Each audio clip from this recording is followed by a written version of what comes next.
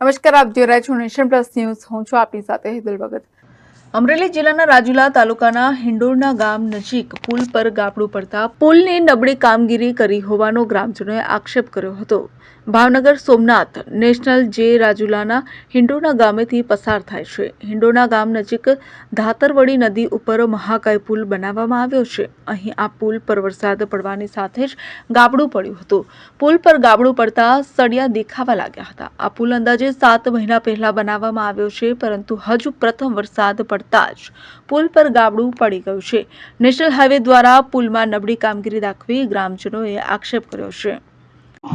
જે અમારા આ પુલને બનાવેલ 7 મહિના થયા છે અને પહેલી વાર જ્યારે શરૂ કર્યો એ વખતમાં તે પણ તરડા પડી ગયા હતા અને તે વખતે એને રિપેરિંગ કરીને રોડ ચાલુ કરાવી દીધો હતો.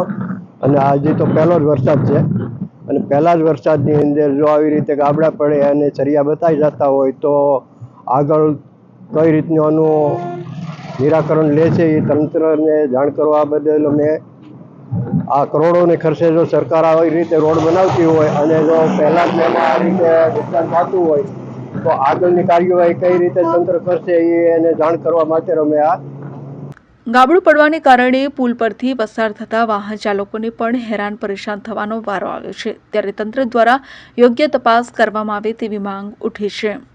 આ તો કેન્દ્ર સરકારનું છે. કેન્દ્ર સરકારનું નામ ન લેવાય, કારણ કે તમે એને કાંઈક પણ કહેવા માંગતા હોય, અરજી કરવા માંગતા હોય, ધ્યાન દોરવા માંગતા હોય તરફથી લોકો ફરિયાદ કરે. હમણાં અમારા 5 થી 6 મહિના પહેલા સરપંચના છોકરાઓએ કંઈક કીધું ભાઈ અમારા રસ્તાનું શું, તેની માટે ફરિયાદ કરી. એટલે ફરિયાદ હાલવો ગુજરાતમાં રસ્તો અને કેન્દ્ર સરકારનું શાસનથી આ બહુ મોટો ભ્રષ્ટાચાર થાય છે. અને ઓલા બોલી બાજુનો પુલ છે એમાં પણ જો પાણી એટલે ભરાણું છે ને સીધા વાહન નીકળે એટલે સીધા જે હાલવાવાળા હોય એને સીધો પાણીનો આખું પલાળી દે છે. અને અહીંયા પ્રજાના પૈસાનું પાણી કરે છે. અમારી છોકરીએ પણ આવી રીતે બન્યું છે. એટલે વારંવાર ધ્યાન દોરવામાં અમે આવીએ છીએ પણ કોઈ આ લોકો કાંઈ કરતા નથી. શું માંગ છે?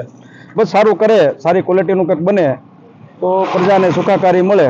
બાકી તો બધું અમને હાલે છે, કેન્દ્ર સરકારનું છે આ બધું. Dharmesh Mehta, nation plus news, Rajula. સમાચારોના સતત અપડેટ મેળવવા માટે અમારી નેશન પ્લસ ન્યૂઝની યુટ્યુબ ચેનલને સબસ્ક્રાઇબ કરો, બેલ આઇકન દબાવો અને જોડાયેલા રહો ફેસબુક, ઇન્સ્ટાગ્રામ અને ટ્વિટર પર.